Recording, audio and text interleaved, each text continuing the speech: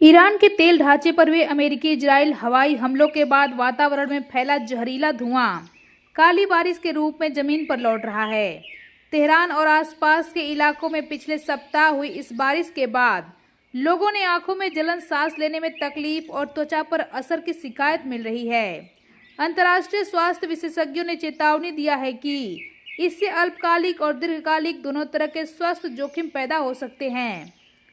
Tehran के पास कई तेल ईंधन डिब्बों और एक रिफाइनरी पर हमले के बाद काले और तैलीय धुएं के घने बादल उठे थे। इसके बाद हुई बारिश में कालिक और रासायनिक तत्व घुलकर जमीन पर गिरे। पश्चिम एशिया के अन्य हिस्सों में भी पिछले 2 सप्ताह से ऐसा धुआं देखा जा रहा है, क्योंकि ईरान ने जवाबी कार्रवाई में खाड़ी क्षेत्रों के पड़ोसी देशों की तेल और प्राकृतिक गैस सुविधाओं को ड्रोन और मिसाइल से निशाना बनाया है।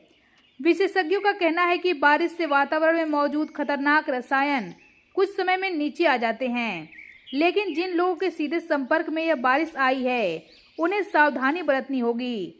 काली बारिश तब होती है जब कालिक, राख और जहरीले रसायन वातावरण में पानी की बूंदों के साथ मिल जाते हैं और वर्षा के रूप में नीचे गिरते हैं। तेल कुआं, रिफाइनरियों, जंगल की आग, ज्वालामुखी विस्फोट और औद्योगिक प्रदूषण के बाद ऐसी स्थिति सामान्य रूप से देखी जाती है।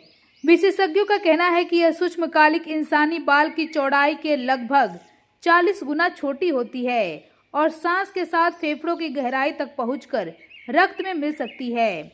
इससे सांस की बीमारी, हृदय संबंधी समस्याएं और समय पूर्व मृत्यु का खतरा बढ़ सकता है। पीएच के संपर्क से कैंसर का जोखिम भी बढ़ सकता है।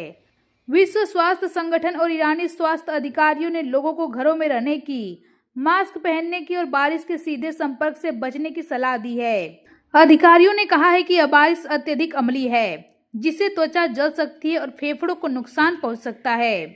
विशेषज्ञों ने चेतावनी दिया है कि इस तरह की घटना में तीव्र स्वास्थ्य प्रभाव निश्चित रूप से सामने आते हैं। उनके अनुसार बच्चों, बुजुर्गों और पहले से बीमार लोगों के लिए खतरा अधिक है। कुछ ईरानी नागरिकों ने आशंका जताई है कि इस प्रदूषित बारिश में मौजूदा भारी धातुएं पेयजल स्रोत और जलमार्गों को भी दूषित कर सकती है, जिससे खतरा और बढ़ सकता है, जिससे मानव जीवन काफी प्रभावित हो सकता है।